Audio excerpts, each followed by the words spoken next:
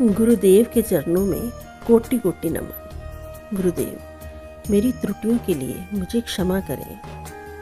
प्रकरण 7, प्लवनशील संत। कल रात एक सभा में मैंने एक योगी को जमीन से कई फुट ऊपर की ओर हवा में ठहरे हुए देखा। मेरा मित्र उपेंद्र मोहन चौधरी बड़े ही प्रभावशाली ढंग से बोल रहा था। मैंने उत्साहपूर्ण मुस्कान के साथ कहा, शायद मैं उनका नाम बता सकता हूँ। कहीं वे अपर सर्कुलर रोड के बहादुरी मास्टर तो नहीं? उपेंद्र ने स्वीकृति में सिर हिलाया। ये बात मुझे पहले ही ज्ञात है। ये देखकर उसका चेहरा थोड़ा उतर गया। संतों के बारे में मेरी जिज्ञासा से मेरे सभी मित्र भली भांति परिचित थे। कोई नई जानकारी मिलते ही मुझे उनके पीछे लगा देने में उन्हें बड़ा आनंद आता था।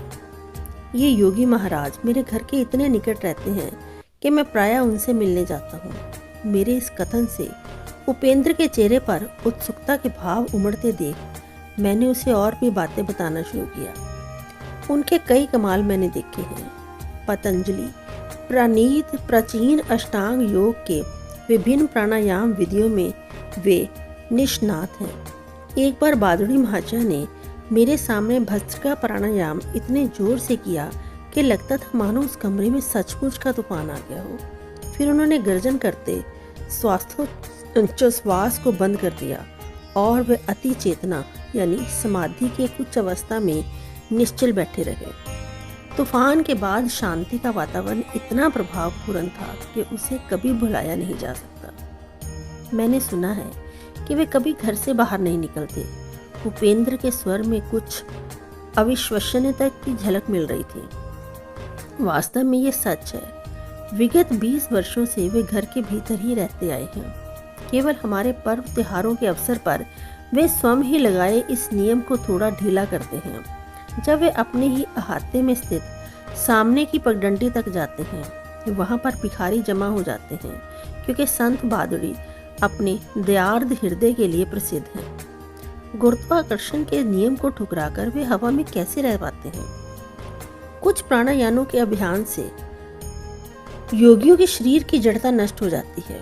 तब उनका शरीर हवा में उठ जाता है या फिर मेढक की तरह यहाँ से वहाँ फुदकने लगता है। जो संत योगाभ्यास नहीं करते वे भी ईश्वर के प्रति तीव्र भक्ति की अवस्था में हवा में ऊपर उठते हुए पाए गए हैं। इस संत के विषय में मैं अधिक जानना चाहता हूँ। क्या तुम उनकी सायंकालीन सभाओं में जाते हो? उपेंद्र की आंखें कौतूहल से चमक रही थी। हाँ, मैं प्रायः जाता हूँ। उनके उपदेशों में विद्यमान विनोदपूर्ण चुटकियों और हास परिहास में मुझे बड़ा मजा आता है। कभी कभी मेरे लंबे अट्ठास से सभा की गंभीरता भंग हो जाती है। बहादुरी महाशय तो उसका बुरा नहीं मानते, किंतु उनके शिष्य खा जाने वाली नजरों से मेरी ओर देखते हैं। उस दिन दोपहर को स्कूल से घर लौटते समय मैं बहादुरी महाशय के एकांत निवास के पास से गुजर रहा था तो उनका दर्शन करने की इच्छा हो गई। जनसाधारण के लिए उनका दर्शन दुर्लभ था। निचली मंजिल पर अकेला रहने वाला उनका एक शिष्य इस बात का ध्यान रखता था कि उनके एकांत में खलल ना पड़े। ये शिष्य कुछ ज्यादा ही अनुशासन प्रिय व्यक्ति था। उसने मुझसे पूछा कि क्या मैंने भेंट के लिए पहले से समय लिया हुआ है। उसके गुरुदेव उसी समय वहां पहुंचे और उन्होंने मुझे अविलंब बहिर्गत किए जाने से बचा लिया। मुकंद जब भी आना चाहे उसे आने दिया करो। संतवर की आंखें चमक उठी। एकांत का मेरा नियम मेरी अपनी सुविधा के लिए नहीं बल्कि लोगों की सुविधा के लिए है। संसारी लोगों को उनके मोह जाल को तहस नहस कर देने वाली स्पष्टवादिता अच्छी नहीं लगती। संत ना केवल दुर्लभ हैं बल्कि वे लोगों को व्याकुल भी कर देते हैं। शास्त्र पुराणों में भी वे प्रायः जनसाधारण को विह्वल करते पाए गए हैं। मैं बहादुरी महाशय के पीछे पीछे ऊपरी मंजिल पर स्थित उनके अत्यंत सादे कक्ष में जा पहुंचा, जहां से वे शायद ही कभी बाहर निकलते थे। संसार की क्षुद्र उत्तेजनाओं के तीव्र गति से नित्य बदलते चित्रों की ओर संत जन प्रायः कोई ध्यान नहीं देते। केवल युग युगांतर में स्थिर हुए कालजयी सत्यों पर उनका ध्यान केंद्रित रहता है। संतों के समकालीन लोग केवल उनके संकीर्ण वर्तमान के लोग ही नहीं होते।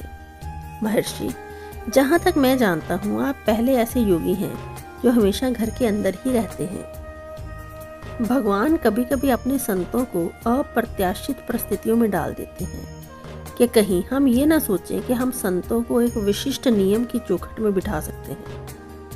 आरोग्य और शक्ति से ओत-प्रोत अपना शरीर उन्होंने पद्मासन में स्थिर किया। उनकी आयु 70 और 80 वर्ष के बीच थी, परंतु आयु या निष्क्रिय जीवन पद्धति का कोई अप्रिय लक्षण उनके शरीर पर नहीं था। उनका सुगठित एवं सीधा शरीर प्रत्येक दृष्टि से आदर्श स्वरूप था। उनका मुखमंडल पुराणों में वर्णित ऋषियों के समान था। भव्य मस्तक, भरपूर दाढ़ी, शांत आंखें, सदैव ईश्वर की सर्वव्यापकता पर स्थित। वे सदैव दृढ़ता के साथ सीधे बैठते थे। हम दोनों ध्यानस्थ हो गए। 1 घंटे के बाद उनकी सौम्य वाणी ने मुझे जगा दिया। तुम प्रायः ध्यान लगाते हो, परंतु क्या तुम्हें कुछ अनुभव हुआ है? वे मुझे ध्यान से अधिक ईश्वर से प्रेम करने का स्मरण दिला रहे थे। साधन को ही साध्य समझ लेने की भूल नहीं करना। उन्होंने मुझे कुछ आम दिए। अपने गंभीर स्वभाव में भी मुझे हमेशा ही आनंदित करने वाली अपनी विनोद बुद्धि को प्रकट करते हुए उन्होंने कहा, साधारणतः लोगों को ध्यान योग से जल योग यानी जलपान अधिक अच्छा लगता है। योग के विषय में उनकी इस शब्द क्रीड़ा को सुनकर मैं ठहाके लगाकर हंसने लगा। क्या हंसी है तुम्हारी? वात्सल्यपूर्ण चमक उनकी दृष्टि में प्रकट हुई। उनका अपना चेहरा सदैव गंभीर ही रहता था, परंतु उसमें भी परमानंद भरी मुस्कुराहट की झलक होती थी। उनके विशाल कमल नयनों में सदैव एक दिव्य हंसी छिपी होती थी। वे पत्र सुदूर स्थित अमेरिका से आए हैं। उन्होंने मेज पर पड़े अनेक मोटे मोटे लिफाफों की ओर संकेत किया। वहाँ की कुछ सोसाइटियों के साथ जिनके सदस्य योग शास्त्र में रुचि रखते हैं, मैं पत्र व्यवहार करता हूँ। वे कोलंबस से बेहतर दिशा ज्ञान के साथ भारत की नए सिरे से खोज कर रहे हैं। उनकी सहायता करने में मुझे बहुत खुशी होती है। दिन के उजाले की तरह योग शास्त्र का ज्ञान भी उन सब के लिए है जो इसे प्राप्त करने के इच्छुक है। जिसे मानव की मुक्ति के लिए ऋषियों ने अनिवार्य समझा है, उसे पाश्चात्य लोगों के लिए हल्का करने की आवश्यकता नहीं है। बाह्य अनुभव भिन्न होते हुए भी सबकी आत्मा एक समान है, और जब तक योग का कुछ न कुछ अभ्यास नहीं किया जाता, तब तक ना ही पाश्चात्य और ना ही पौर्वात्य लोगों उन्नति कर सकते हैं।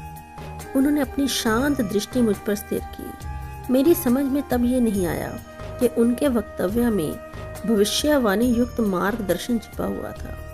वह तो केवल अब जब मैं ये शब्द लिख रहा हूँ, उनके द्वारा प्रायः दिए गए संकेतों का पूर्ण अर्थ मेरी समझ में आ रहा है कि मैं किसी दिन भारत की शिक्षाओं को अमेरिका ले जाऊंगा।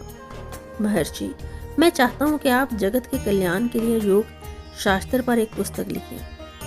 मैं शिष्यों को तैयार कर रहा हूँ। वे स्वयं और उनके शिष्यों की श्रृंखला जीवंत पुस्तकों का काम करेंगे, जो समय के स्वाभाविक क्षय और टीकाकारों की अस्वाभाविक टीकाओं से अछूते रहेंगे। संध्या काल को उनके शिष्यों के आने तक मैं अकेला ही उनके साथ रहा। शिष्यों के आने के बाद भादुड़ी महाशय ने अपना अद्वितीय प्रवचन शुरू किया। शांत बाढ़ की तरह अपने श्रोताओं के मन के कूड़े करकट को बहाकर ले जाकर वे उन्हें ईश्वर की ओर ले चले। विशुद्ध बंगाली में वे हृदय स्पर्शी दृष्टांत देते जा रहे थे। उस दिन भादुड़ी महाशय संत संगति को पाने के लिए अपने राजसी जीवन का त्याग करने वाली मध्ययुगीन राजपूत रानी मीराबाई के जीवन से संबंधित कुछ दार्शनिक तथ्यों को समझा रहे थे। एक बार एक महान सन्यासी सनातन गोस्वामी ने मीराबाई से मिलने से इसलिए इनकार कर दिया था कि वे स्त्री थी। उत्तर में मीराबाई ने जो कुछ कहा, उसे सुनकर गोस्वामी विनम्र बनकर उनके चरणों में नतमस्तक हो गए थे। महात्मा जी से कहो, मीराबाई ने कहा, कि मैं नहीं जानती थी कि सृष्टि में ईश्वर के अलावा और भी कोई पुरुष है। क्या हम सब उनके सामने स्त्रियां नहीं हैं? शास्त्रों का एक सिद्धांत ये है कि केवल ईश्वर ही एकमात्र सृजनक्षम पुरुष तत्व है और उसकी सृष्टि तो केवल निष्क्रिय माया है। मीराबाई ने भक्ति रस से ओत प्रोत अनेक पदों की रचना की है जो आज भी भारत में प्रेम और श्रद्धा के साथ गाए जाते हैं। उनमें से एक है, साधन करना चाहे रे मनवा, भजन करना चाहे, प्रेम लगाना चाहे रे मनवा, प्रीत लगाना चाहे, नीर नहन से हरि मिले तो जल जंतु हुई, फल मूल खाकर हरि मिले तो बहादुर बंदरिया, तुलसी पूजन से हरि मिले तो मैं पूजूं तुलसी झाड़, पत्थर पूजन से हरि मिले तो मैं पूजूं पहाड़, तृण भक्षण से हरि मिले तो बहुत मृगी अजा, स्त्री छोड़न से हरि मिले तो बहुत मिले खोजा, दूध पीवन से हरि मिले तो बहुत वस्त बाला, मीरा कहे बिना प्रेम से न मिले नंदलाला। बहादुरी महाशय जहाँ योगिक आसन में बैठते थे, वहीं उनके पास पड़ी उनकी खड़ाओं पर कई शिष्य प्रणामी रख देते थे। भारत में प्रचलित इस श्रद्धापूर्ण चढ़ावे का अर्थ है कि शिष्य अपनी भौतिक संपदा गुरु के चरणों में अर्पित कर रहा है। कृतज्ञ मित्रों के रूप में प्रभु ही अपने भक्तों की देखभाल करते रहते हैं। गुरुदेव आप महान हैं। उस पितामह तुल्य ऋषि से विदा लेते समय उनकी ओर भक्तिपूर्ण दृष्टि से देखते हुए एक शिष्य ने कहा, आपने ईश्वर को पाने के लिए और हमें ज्ञान देने के लिए अपनी संपत्ति, आराम आदि सब कुछ त्याग दिया। ये सर्वविदित था कि बहादुरी महाशय ने बचपन में ही विशाल पैतृक संपत्ति को त्याग दिया था जब उन्होंने अनन्य भाव से योग मार्ग में पदार्पण किया। तुम ठीक उल्टी बात बोल रहे हो। बहादुरी महाशय के मुखार विंद पर भर्त्सना के अत्यंत सौम्य भाव प्रकट हुए। मैंने तो अंतहीन आनंद का विराट साम्राज्य पाने के लिए कुछ थोड़े से रुपए और कुछ तुच्छ सुख विलासों को छोड़ दिया।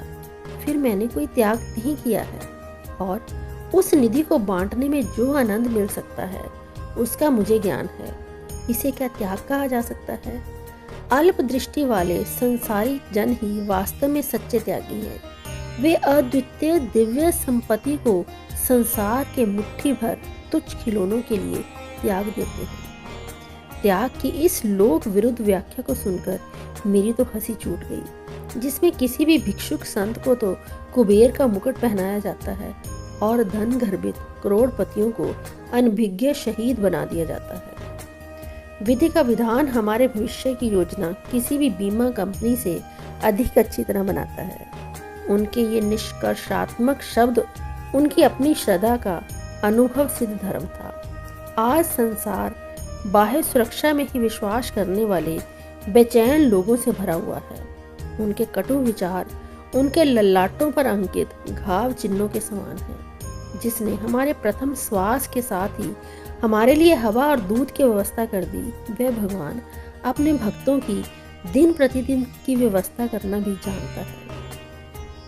स्कूल से छुट्टी होते ही इस संत के द्वार की तीर्थ यात्रा करने का क्रम मैंने जारी रखा।